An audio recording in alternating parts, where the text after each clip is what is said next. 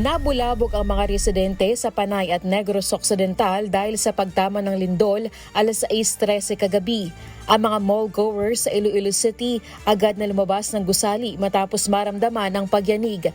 Sa Representative Pedro Trono Memorial Hospital sa Guimbal, Iloilo, agad nagsilabasan ng mga medical personnel at pasyente.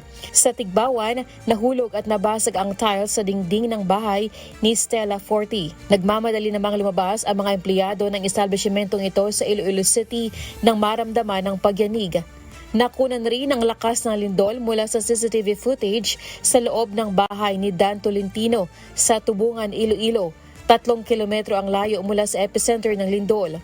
Sa lakas ng pagyanig, kita sa kuha ng CCTV ang malakas na pagyewang. Ayon sa ulat ng FIVOX, naitala ang sentro ng lindol sa Guimbal, Iloilo na umabot sa magnitude 4.8.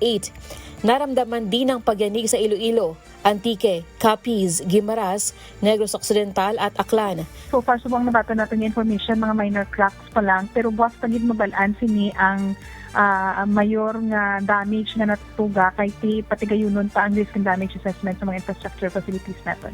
Ngayong araw, suspindido ang pasok ng mga estudyante sa Guimbal, Tigbawan, Oton, Tubungan at ilang pang lugar sa Iloilo at Negros Occidental upang bigyang daan ang assessment ng gusali.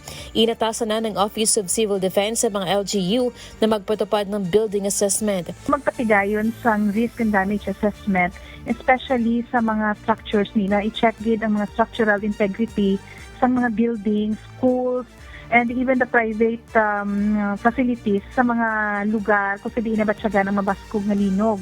Ang Iloilo Provincial Government magsasagawa ng visual inspection ngayong araw sa Provincial Capital bago pumasok ang mga empleyado upang matiyak kung ligtas gamitin ang gusali.